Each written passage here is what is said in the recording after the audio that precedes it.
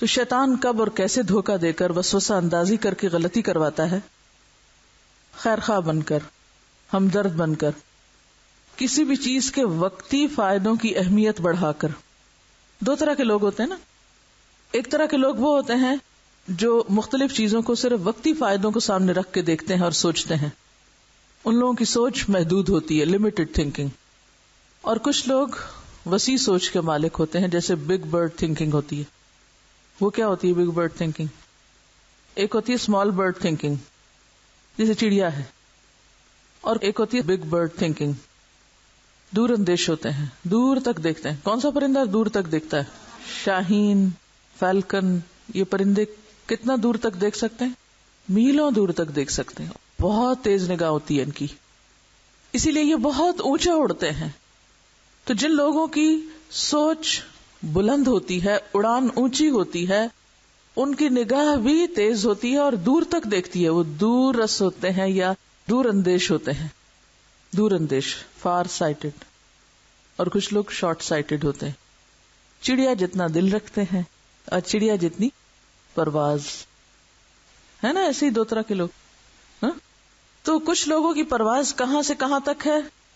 دنیا سے دنیا تک. بس صرف دنیا کی سوچتے ہیں، اوپر نہیں اٹھ سکتے. وہ چڑیا کو اگر آپ کہیں وہ بہت اونچا جاؤ، وہ نہیں جا سکتی، کیونکہ اسے نیچے نظر ہی کچھ نہیں آتا، پھر سامنے بھی کچھ نظر نہیں آتا. وہ فضا میں گم ہو کے رہ جائے، اسے اوپر جانے میں ہلاکت نظر آتی. لیکن شاہین یا اس قسم کے اس نوع کے جو پرندے ہوتے ہیں، ان کی نگاہ تیز ہوتی ہے، وسیع ہوتی ہے، مضبوط اعصاب کے مالک ہوتے ہیں، بلند نگاہ ہوتے ہیں. تو کچھ لوگ بھی ایسے ہی ہوتے ہیں. وہ صرف دنیا کے فائدے نہیں دیکھتے کسی کام میں، یہ دیکھتے ہیں ہماری آخرت کا فائدہ کس میں ہے. وہ چھوٹے فائدے نہیں دیکھتے، وہ کیا دیکھتے ہیں؟ بڑا فائدہ کس میں ہے. اب آپ دیکھیے شاہین کا شکار کون کرے گا اور چڑیا کا کون کرے گا؟ چڑیا کس کا شکار ہو جائے گی؟ بڑے پرندوں کا. لیکن شاہین کسی پرندے سے شکار نہیں ہوتا. تو شیطان بھی کس کو شکار بناتا ہے؟ چڑیا دل لوگوں کو، جو چھوٹے چھوٹے نقصان پہ رونے بیٹھ جائیں، چھوٹی چھوٹی بات کو مسئلہ بنا لیں اپنی انا کا، چھوٹی چھوٹی باتوں پر وہ تعلقات خراب کر کے بیٹھ جائیں، ناراضگیاں دل میں لے کے بیٹھ جائیں، گرہیں باندھ کے بیٹھ جائیں. ایسے لوگ بڑے کام نہیں کر سکتے. تو شیطان بھی عموماً کن کے اوپر اثر انداز ہوتا ہے؟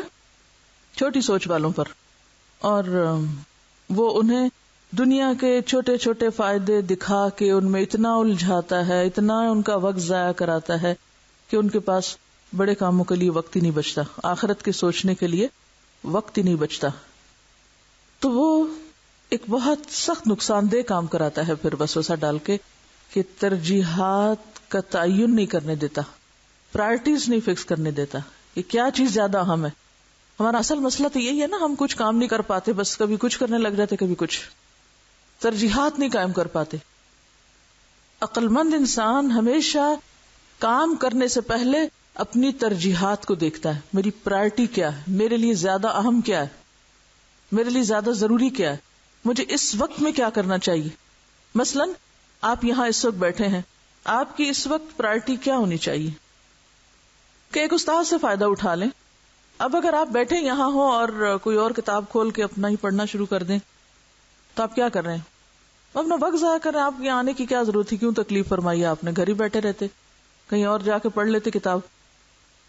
تو اس وقت کا تقاضا کیا ہے؟ اس وقت سے پورا فائدہ اٹھانا، اور ترجیح آپ کی یہی ہونی چاہیے کہ اب ہم جہاں آئے ہیں وہاں سے فائدہ اٹھائیں، اس کتاب سے ہم گھر جا کے بھی فائدہ اٹھا لیں گے. یہ سوچ بہت کم لوگوں میں ہوتی ہے، اور اسی وجہ سے کنفیوژن، ڈیسیژن نہیں لے پاتے. اور جو لوگ ڈیسیژن نہیں لے پاتے پھر وہ کوئی کام بھی نہیں کر سکتے. تو عموماً شیطان کے زیر اثر ہم ترجیحات نہیں قائم کر پاتے. مومن کے لیے ڈیسیژن لینے آسان ہوتے ہیں. کیوں؟ وہ ہر چیز میں ایک چیز دیکھتا ہے، اور وہ کیا؟ میری آخرت کا فائدہ کس میں ہے. اور جس میں اس کو اپنی آخرت کا فائدہ نظر آتا ہے وہ کیا کرتا ہے؟ اس طرف چل پڑتا ہے. تو یہ بھی شیطانی وساوس ہوتے ہیں، رجس ہوتی ہے، کیونکہ وہ کیا چاہتا ہے؟ ہم کوئی اچھا کام نہ کر پائیں اس دنیا میں، ہم اتنے مشغول رہیں، ایسی غیر متعلقہ irrelevant فضول باتوں میں الجھے رہیں تاکہ اصل کام چھوٹے رہیں. یہ شیطان کا حربہ ہوتا ہے. پھر لمبی لمبی آرزویں دلاتا ہے، شیخ چلی جیسے خواب دکھاتا ہے. اس کا نقصان کیا ہوتا ہے؟ کہ انسان پھر جو آج کا کام ہے وہ کر ہی نہیں پاتا. اگر آپ خوابوں کی دنیا میں رہتے ہیں اور حقائق کو فیس نہیں کرتے تو بھی کچھ نہیں کر پاتے. پھر سوچ منفی کر دیتا ہے. کیسے سوچ منفی ہوتی؟ مثلا کسی نے مجھے لکھا کہ آپ نے اتنا پڑھا دیا کہ سیچوریشن پوائنٹ آ گیا ہے، اور یہ ایسے ہی ہے جیسے ایک پانی میں چینی ملا دی جائے تو پھر وہ ایک پوائنٹ آتا نا سیچوریشن کا، جب اور چینی اس میں نہیں گھلتی.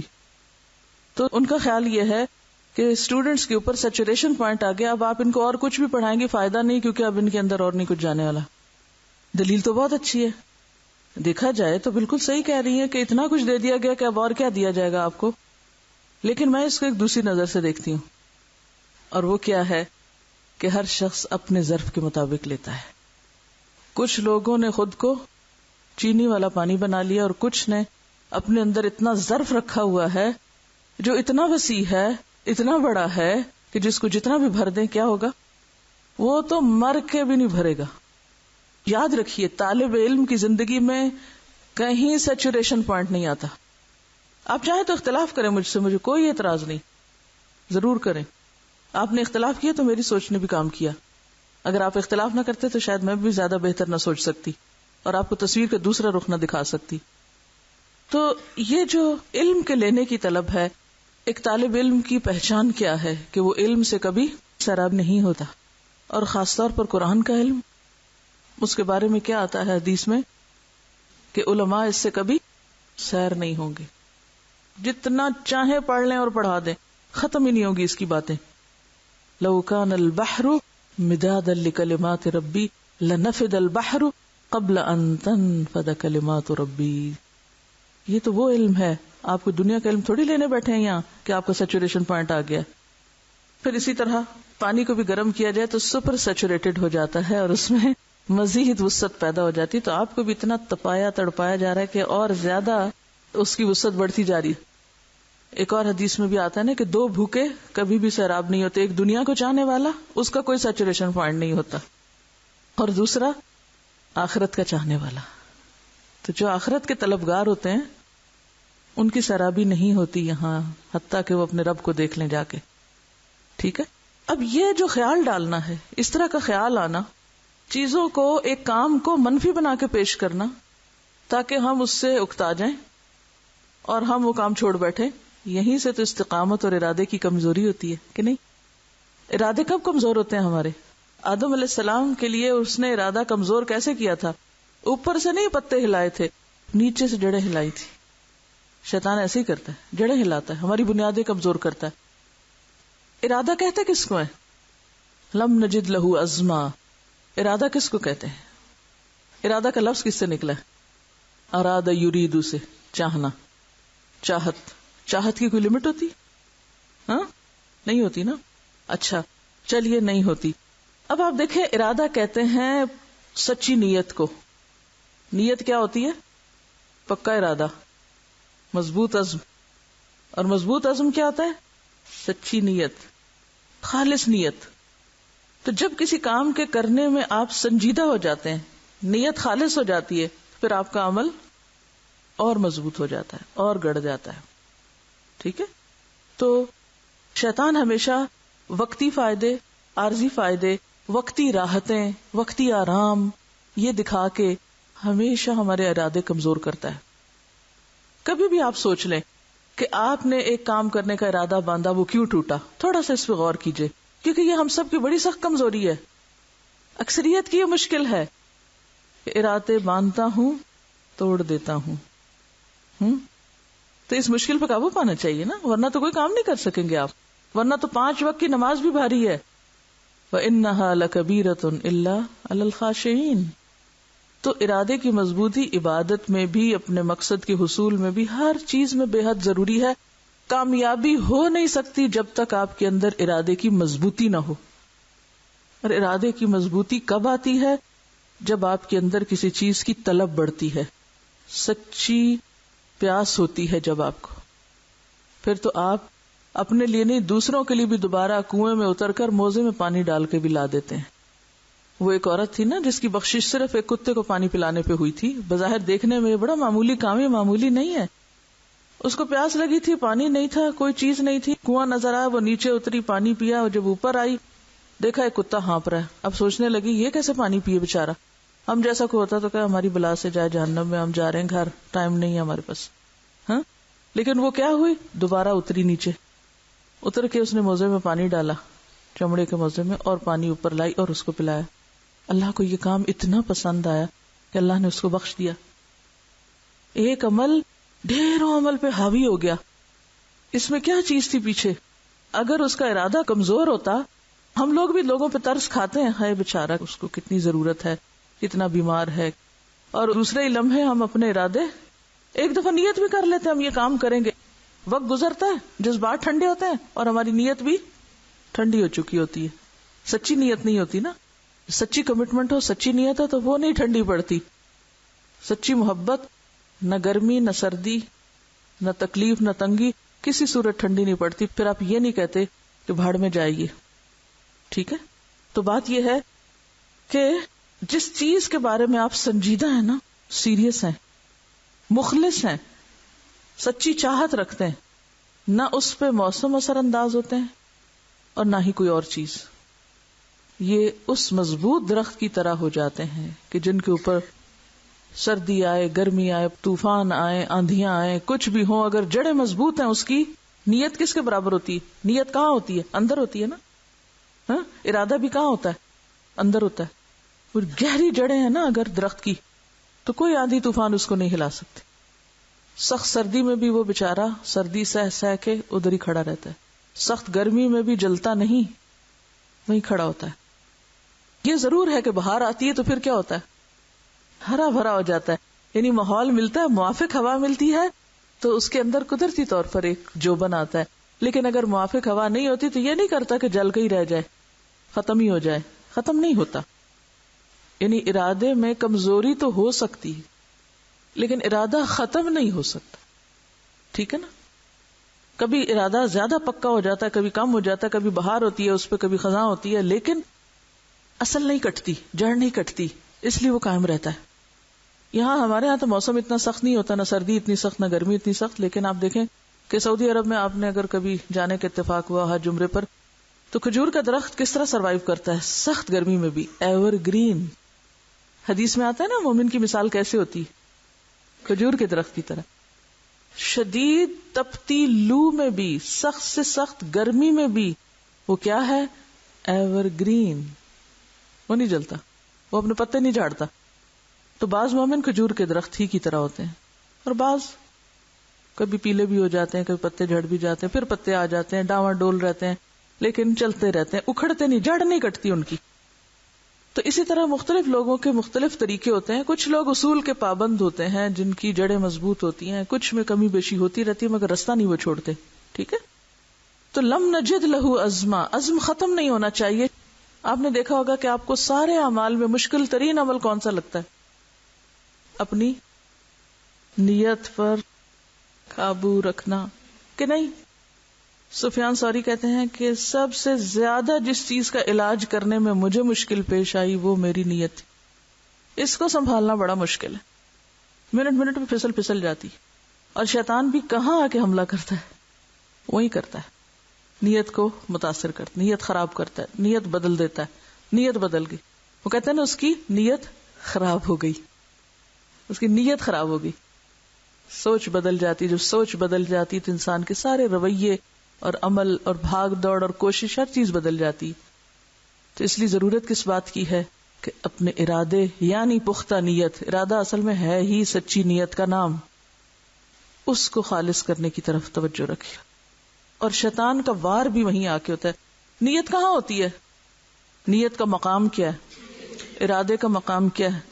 شیطان کا وار کہاں ہوتا ہے؟ وہ بھی وہیں آتا ہے، جڑیں ہلاتا ہے، جڑیں. تو انسان کچا پڑ جاتا ہے، پھر کمزور پڑ جاتا ہے. تو سوچ کو منفی نہ ہونے دیں کبھی.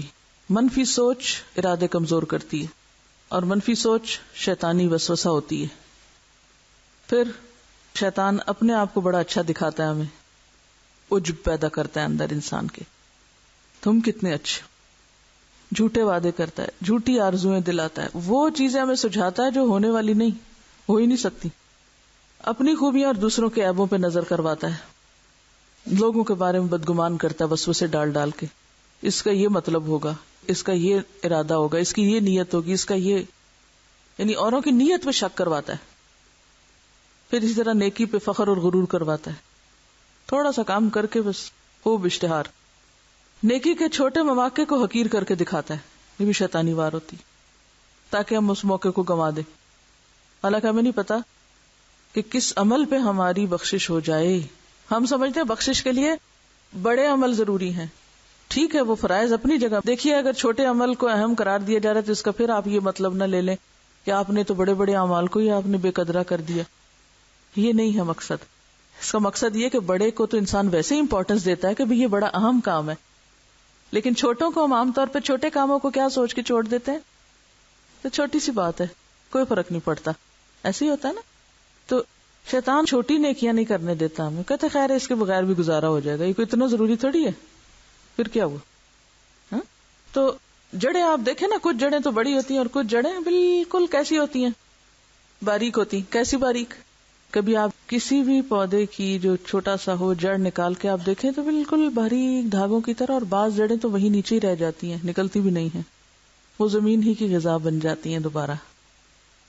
یعنی بعض لوگ تو بڑے بڑے کاموں کے انتظار میں اپنی زندگی گنوا دیتے ہیں اور وہ کبھی دن آتا ہی نہیں کہ جب وہ کوئی بڑا کام کریں، اور وہ شیطان کے پھندے میں پھنس جاتے ہیں.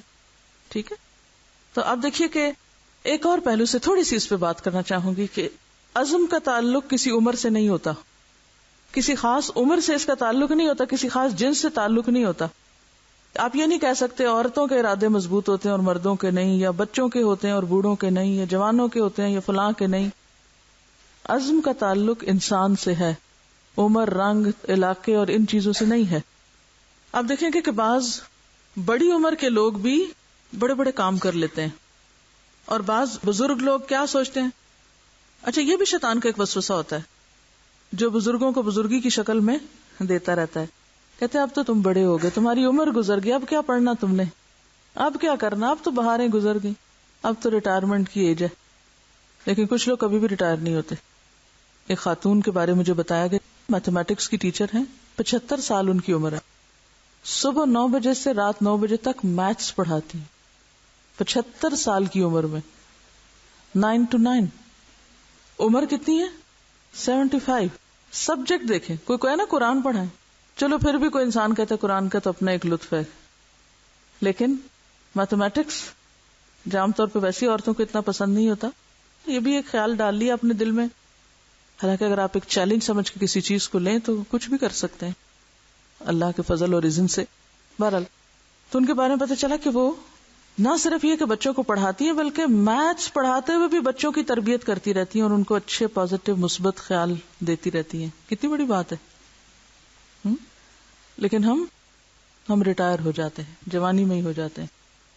پھر اسی طرح ایک انگریزی شاعر ہے رابرٹ براؤننگ، 77 ایئرز کی عمر میں اس کا انتقال ہوا، اور جس دن ان کی شاعری کی آخری جلد شائع ہو رہی تھی، یعنی آخر عمر تک وہ کام کرتے رہے. برنارڈ شاہ کے بارے میں تو سب نے سن رکھا ہوگا، انہیں بھی کیا ملا تھا، نوبل پرائز ادب میں، لٹریچر میں 1925 میں. 90 سال تک لکھنے کا کام کرتے رہے، 90 ایئرز تک. He was a writer until the age of 90. Maulana Wahid uddin ان کی عمر بھی شاید 85 ایئرز ہے، اور ابھی تک وہ لکھتے ہیں، ابھی تک لکھتے ہیں، چلتے ہیں، پھرتے ہیں، سب کام اپنے ہاتھ سے کر لیتے ہیں.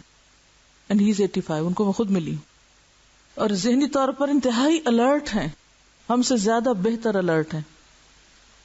پھر اسی طرح پکاسو کا نام سنا، انہوں نے 91 ایئرز تک فن کی دنیا میں انوویشنز کی اور تخلیقی کام کیے، یعنی کریٹو قوت بنے رہے 91 ایئرز تک اپنی ایج کی. اسی طرح اور بھی بہت سی مثالیں ہو سکتی ہیں آپ کے آس پاس بھی، لیکن یہ انہی لوگوں کی مثالیں ہوتی ہیں کہ جن کے کیا مضبوط ہوتے ہیں، ارادے، عزم، جن کا دل جوان ہوتا ہے، جن کے ارادے مضبوط ہوتے ہیں. کبھی یہ نہ سوچیں اب تو میں بوڑھی ہو گئی ہوں. اور بڑھاپے کا تعلق جسم سے زیادہ ذہن کے ساتھ ہوتا ہے. آپ اس دن بوڑھے ہوں گے جس دن آپ نے اپنے آپ کو بوڑھا کہنا شروع کر دیا، پھر آپ کسی کام کے قابل نہیں رہیں گے. اب آپ یہ کہیں گے یہ تو سیلف ڈسپشن ہے، تو دھوکا ہے اپنے آپ کو، آپ بوڑھے ہو گئے پھر آپ کہتے نہیں میں ابھی بوڑھا نہیں. تو ٹھیک ہے جسم انسان کا ساتھ چھوڑ سکتا ہے، مگر جو ہماری روح ہے اور جو ہمارے اللہ نے ہمیں سوچنے کی قوت دی ہے یا اور قوتیں دی ہیں وہ اس سے کہیں اوپر ہیں. پھر اسی طرح بعض اوقات ہم یہ بہانہ کر دیتے ہیں ہم مصروف بہت ہیں، ہمارے پہ کام بہت ہیں، ہماری جاب کے آورز بہت لمبے ہیں. یہ کسی نے ایک اپنا تجربہ لکھا، یہ کہتے ہیں میں گھر جا رہی تھی تو راستے میں انہوں نے دیکھا کہ درخت کے نیچے کچھ بچے بیٹھ کے پڑھ رہے ہیں، تو ان کو بڑا تجسس ہوا کہ کون پڑھ رہا ہے اور کون پڑھا رہا ہے. جا کے ان کو سلام کیا اور پوچھا ان سے کہ بھی آپ کون ہیں، اور انہوں نے بتایا کہ ہم سوشیالوجی کے اسٹوڈینٹس ہیں اور ابھی ریسنٹلی ہم نے ایم اے کیا اور ہم ایک گروپ ہیں اور ہم اسی طرح کے بچوں کو جو بازاروں میں بھیک مانگتے ہیں اور لوگوں کو پریشان کرتے ہیں اور کھانے کو نہیں ان کے پاس یا اور نہیں، تو ان کو ہم یہاں پڑھاتے ہیں. اور ان میں سے ایک لڑکی بھی تھی جن کی جاب کے ٹائمنگ شام 6 بجے تک تھے، لیکن اس میں سے بھی شاید وہ اپنی بریک کے ٹائم پہ یا جو بھی ان کو ٹائم ملتا اس میں آ کے وہ پڑھاتی تھی. اب آپ دیکھیں کہ الحمدللہ ہمارے معاشرے میں ایسی اچھی مثالیں موجود ہیں کہ جن کے اندر خیر کا جذبہ ہے. گئے گزرے معاشروں کے اندر بھی خیر والے لوگ ضرور موجود ہوتے ہیں اور جن کے اندر انسانیت کی بھلائی اور ایک تڑپ ہوتی. اب ان کو کس نے سکھایا کہ یہ کام کرے؟ ان کے اندر کی تڑپ نے نا، ارادہ ان کے اندر تھا کہ ایک معاشرے کی تبدیلی کے لیے کوئی کام کرنا ہے. انہوں نے اس کا انتظار نہیں کہ ہم کسی یونیورسٹی میں پروفیسر بن کے ہی کچھ کام کریں. اسٹریٹ چلڈرن کو بھی اگر آپ کسی درخت کے نیچے بٹھا کے کچھ سکھا رہے ہیں اور روزانہ اگر آپ 1 گھنٹہ بھی ان کو پڑھا رہے ہیں تو آپ ان کی سوچ کو کتنا بدل سکتے. کوئی علم کے بغیر تو سوچ میں تبدیلی آ نہیں سکتی. ہماری ایک اسٹوڈنٹ کے بارے میں کسی نے بتایا کہ وہ آج کل جا رہی ہیں جھگی والوں کے پاس اور انہوں نے جا کر ان لوگوں سے بات کی، عورتوں سے، مردوں سے، بچوں سے، اور ان کو دین کے بارے میں بتایا. تو وہ رو رہے تھے اور کہہ رہے تھے کہ ہمیں کون آتا یہ دین سکھانے اور بتانے، ہمیں تو کوئی نہیں پوچھتا. کس قدر افسوس کی بات ہے کہ ہماری یہ دین سکھانے کی بھی ساری ایکٹیویٹیز صرف محدود ہو جائیں پڑھے لکھے لوگوں تک. تو ان پڑھ لوگوں کو کیا قصور ہے؟ کیا آپ صلی اللہ علیہ وسلم نے صرف پڑھے لکھے لوگوں کو دین سکھایا تھا؟ کس قسم کی سوچ ہے ہماری؟ دین کس کے لیے؟ صرف پڑھے لکھے لوگوں کے لیے نہیں، سب کے لیے. ہمارے گھر کے اندر ان پڑھ لوگ ہو سکتے ہیں، ہمارے محلے میں ہو سکتے ہیں، ہمارے شہر میں ہو سکتے ہیں، ہمارے ملک میں ہو سکتے ہیں، جھگیوں میں لوگ ہو سکتے ہیں، کوئی کہیں بھی ہو، اللہ کی مخلوق ہے، ویلیوبل ہے، محترم ہے. یا ایھا الناس انی رسول اللہ الیکم جمیعا، اللہ کے رسول تو ساری انسانیت کے لیے رسول بن کر آئے تھے، وہ مخصوص طبقات کے لیے نہیں آئے تھے. لہذا فرض بنتا ہے کہ سب طبقات تک دین کی روشنی جائے، تبھی معاشرے کے اندر ایک خوشگوار تبدیلی آئے گی. تو جس کو نیکی کمانی ہوتی ہے نا، وہ کہیں نہ کہیں سے بہانہ ڈھونڈ لیتا ہے اور پھر اس پر استقامت کیسے اختیار کرتا ہے؟ ارادے کی پختگی سے، کہ مجھے تو نیکی کمانی ہے، مجھے اس سے کوئی غرض نہیں کہ میں درخت کے نیچے پڑھاؤں، میں سڑک پہ پڑھاؤں، میں گھر میں پڑھاؤں، میں کسی یونیورسٹی میں پڑھاؤں. نہیں، وہ یونیورسٹی میں پڑھانے کے ساتھ ساتھ بھی اسٹریٹ چلڈرن کو پڑھا سکتا ہے. اگر ہمارے سارے پڑھے لکھے لوگ صرف اتنا سا ہی درد پیدا کر لیں، جو ان کے آس پاس ان کی ریچ میں کوئی ان پڑھ ہے بلا لیں، اس کو پیار سے بٹھائیں، جو آتا ہے ٹھیک ہے، جو نہیں آتا اس سے آگے شروع کرا دیں. ہم سب کر سکتے ہیں، صرف توجہ چاہیے، درد دل چاہیے، ارادے جن کے پختہ ہوں، نظر جن کی خدا پر ہو، تلاطم خیز موجوں سے گھبرایا نہیں کرتے. پھر ان کے راستے میں طوفان آئے، آندھیاں آئیں، مشکلات آئیں، جو انہوں نے ارادہ کر لیا نا، بس کر لیا، پھر کوئی نہیں انہیں ہلا سکتا. ہمیں سے اکثر لوگ دین پڑھ کے بھی پھر آگے کوئی خدمت دین کی نہیں کرتے. ان سے پوچھا جائے تو کہتے ہیں ابھی کچھ سمجھ نہیں آ رہی، ابھی ذرا ہم پلاننگ کر لیں گے تو پھر کچھ کریں گے. تو بات یہ ہے کہ معلوم نہیں کتنے دن دنیا میں ہیں اور کتنے نہیں. یہ کسی نے ایک اچھا چارٹ بنا کے دیا، تھوڑا سا اس کو بھی شیئر کر لیتی ہے ارادے ہی سے متعلق اتفاق سے. یہ لکھتے ہیں کہ ارادے کا پختہ انسان شیطان کے وسوسوں کا شکار نہیں ہوتا. ارادے کی پختگی نیکیوں کے رستے پہ دوڑا دیتی ہے اور گناہوں سے بچا لیتی ہے. انسان کے اندر محنت کا جذبہ بھی ارادے کی پختگی سے آتا ہے. وہ کسان کی طرح گرمی سردی کا مقابلہ کرنے والا اور اپنے کام میں کمیٹڈ ہوتا ہے.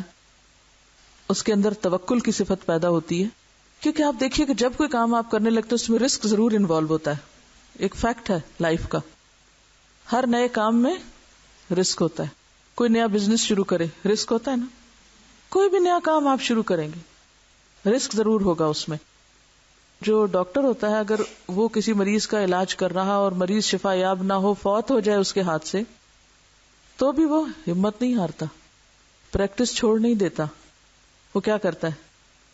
اگر ہر ڈاکٹر اپنی کامیابی کا کرائیٹیریا یہی بنا لے کہ اس کے ہاتھوں کوئی مرے گا نہیں، تو جب تک وہ کام کرے گا تو کوئی کام نہ کر سکے.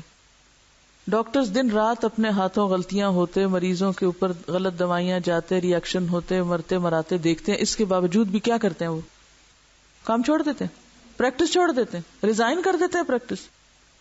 نہیں، غلطی سے بھی سیکھتے اور غلطی کی اصلاح کر کے اور کام شروع کر دیتے ہیں. تو میں سوچتی ہوں کہ دنیا کے چاہنے والے، دنیا میں کمال حاصل کرنے والے پختہ ارادے رکھتے ہیں، ان کے ہاتھوں کوئی چیز الٹ جائے، سیدھی ہو جائے، اپنے مشن کے لیے ان کے ارادے مضبوط ہوتے ہیں. ایک مجھے سمجھ نہیں آتی، آخرت کے چاہنے والوں کے ارادے کیوں کمزور ہیں؟ اللہ تعالیٰ کیا فرماتے ہیں قرآن پاک میں؟ من اراد الآخرۃ وسعى لها سعيها، جس نے آخرت کا ارادہ کر لیا کہ میں نے آخرت کی کامیابی حاصل کر کے چھوڑنی ہے، اور اس کے لیے کیا کیا؟ پھر سعى لها سعيها، اس کے لیے کوشش شروع کر دی. کتنی کوشش؟ 1 ٹرائی، 2 ٹرائی، ناکامی، ہاتھ پہ ہاتھ رکھ کے بیٹھ جانا. سعى لها سعيها، اتنی کوشش جتنی کی کوشش کرنی چاہیے، مطلوب ہے اس کے لیے. من اراد الآخرۃ وسعى لها سعيها وهو مؤمن، تو ایسے لوگوں کا انجام کیا ہے؟ فأولئک کان سعیہم مشکورا، جس نے آخرت کا ارادہ کر لیا. آپ بھی کر سکتے ہیں کہ میں نے آخرت کی کامیابی حاصل کر کے چھوڑنی ہے، ہر قیمت پہ آخرت میں کامیاب ہونا ہے. وسعى لها سعيها، اور اس کے لیے ایسی کوشش کی جیسی کرنی چاہیے، کیونکہ صرف ارادے کافی نہیں ہوتے جب تک ان کو عملی جامہ نہ پہنایا جائے. آپ اگر کھانے کا ارادہ ہی فرماتے رہیں تو پیٹ نہیں بھرتا جب تک سعى لها سعيها نہ ہو، اور اس کے ساتھ وهو مؤمن، اور ایمان میں تو ہے ہی ارادے کی پختگی. فأولئک کان سعیہم مشکورا، ایسے لوگوں کی کوششیں قابل قدر ٹھہرتی ہیں، ایسے لوگوں کی کوششوں کی قدردانی کی جاتی ہے. تو جو شخص یہ چاہتا ہے کہ اس کی کوششیں کسی نتیجے پہ پہنچے، ریزلٹ اورینٹڈ ہوں، تو پھر ان کو کیا کرنا چاہیے؟ ارادہ مضبوط اور کوشش مسلسل، جہد مسلسل. اچھا، یہ چیز آتی کیسے ہے نا؟ ارادہ کب مضبوط ہوتا ہے؟ جب انسان کے اندر یقین پختہ ہوتا ہے نا، کہ میری کامیابی کا رستہ صرف یہ ہے، اس کا یقین پکا ہوتا ہے. ایمان مضبوط ہوتا ہے جب، تو ایمان کی مضبوطی ارادے کی مضبوطی کا سبب بنتی ہے. جب آپ کو یہ پتا چل جائے کہ آخرت کی کامیابی کن کن کاموں میں ہے، تو آپ کیا کریں گے؟ ہر صورت وہ کام کرنا چاہیں گے. جس کو یقین ہوگا پھر وہ کیا کرے گا، اس کا عمل کیا ہوگا؟ جس کو اس آیت پر یقین ہوگا کہ من اعرض عن ذکری فإن له معیشۃ ضنکا، جس نے میرے ذکر سے منہ موڑا اس کے لیے میں دنیا کی زندگی تنگ کر دوں گا. جو اس آیت کو مان جائے، اس پہ یقین کر لے، اس کی سچائی پر، پھر اس کا عمل کیا ہوگا؟ وہ ذکر ختم کر دے گا؟ کر سکتا ہے وہ؟ نہیں. کیوں؟ اس کو پتا ہے کہ یہی ایک آخری بس ہے جو میرے گاؤں کو جاتی ہے، اگر میں اس پہ نہ بیٹھا تو لٹ جاؤں گا، مارا جاؤں گا. تو وہ بس چھوڑ دے گا. اگر اس کو اندر سیٹ نہ ملی تو وہ کدھر جائے گا؟ چھت پہ چڑھ جائے گا. چھت پہ چڑھا، وہاں بھی جگہ نہیں تھی، اب کیا کرے گا؟ لٹک جائے گا، چاہے اس میں رسک ہی کیوں نہ ہو، کیونکہ اس کو پتا ہے کہ اس رسک سے یہ رسک کمتر ہے، کہ مجھے یہاں چور ڈاکو پکڑ لیں. ٹھیک ہے. ہمارے ارادے کیوں کمزور ہیں؟ کیونکہ ہمیں یقین نہیں ہے آخرت کا، موت یاد نہیں ہے ہمیں. یہ کسی نے لکھا ہے کہ ملٹی نیشنل کمپنیز کے ایگزیکٹوز کی 24 گھنٹوں میں ڈیوٹی لے لی جاتی ہے. وہ آفس پہنچتے ہیں تو اتنی اجازت نہیں کہ کمپیوٹر تک ایکسس کر سکیں، چابیاں بھی فوراً واپس. میں سوچ رہی تھی کہ جسے یہ پتا ہو کہ میں نے بھی اسی طرح کسی لمحے اگلی دنیا میں چلے جانا ہے، اسی طرح کسی وقت میری موت آ سکتی ہے، فرشتہ آ کر زندگی کی چابیاں واپس لے اور سب کچھ کام ٹھپ ہو جائے. جس شخص کو یہ یقین ہو کہ کسی بھی وقت مجھ سے یہ چابیاں واپس لی جا سکتی ہیں، اس کے دفتر میں جانے اور کام کرنے کا انداز بالکل مختلف ہوگا. کیسے؟ وہ کام اگلے دن پہ چھوڑ کے نہیں آئے گا، وہ اپنے سارے ریکارڈ، حساب کتاب درست رکھے گا कि किसी वक्त भी मुझसे ये सब कुछ छिन सकता है और मुझे कहीं ऐसा ना हो कि मुजरिमों के सफ में जा खड़ा किया जाए। हालांकि यही असल एक मोमिन की जिंदगी में फायदामंद हो सकती है कि जिस शख्स को ये पता हो कि मौत यकीनी है तो वो हर लम्हा अपने आखिरत के लिए तैयारी करेगा और जो उस पर जिम्मेदारियां हैं दुनिया में वो उनको साथ साथ पूरा करेगा, आज का काम कल पे नहीं छोड़ेगा। ये भी तो तब्दीली की एक किस्म है ना, दुनिया से आखिरत की तरफ तब्दीली, और इस तब्दीली के बाद सीन बिल्कुल बदल जाएगा। व आखिर दावाना अनिल हम्दुलिल्लाहि रब्बिल आलमीन सुब्हानक अल्लाहुम्मा व बिहम्दिका नशहदु अल्ला इलाहा इल्ला अंता वलक़द अहिदना इला आदम मिन क़ब्ल फनसिय वलम नजिद लहु अज़्मा वइज़ क़ुलना लिल मलाइकति इसजुदू लिआदम फसजदू इल्ला इब्लीस अबा फक़ुलना या आदम इन्न हाज़ा अदुव्वुन लक वलिज़ौजिक फला युख़रिजन्नकुमा मिनल जन्नति फतशक़ा इन्न लक अल्ला तजूअ फ़ीहा वला तअरा वअन्नक ला तज़मअ फ़ीहा वला तضحى فوسوس إليه الشيطان قال يا آدم هل أدلك على شجرة الخلد وملك لا يبلى فأكلا منها فبدت لهما سوآتهما وطفقا يخصفان عليهما من ورق الجنة وعصى آدم ربه فغوى ثم اجتباه ربه فتاب عليه وهدى قال اهبطا منها جميعا بعضكم لبعض عدو فإما يأتينكم مني هدى فمن اتبع هداي فلا يضل ولا يشقى ومن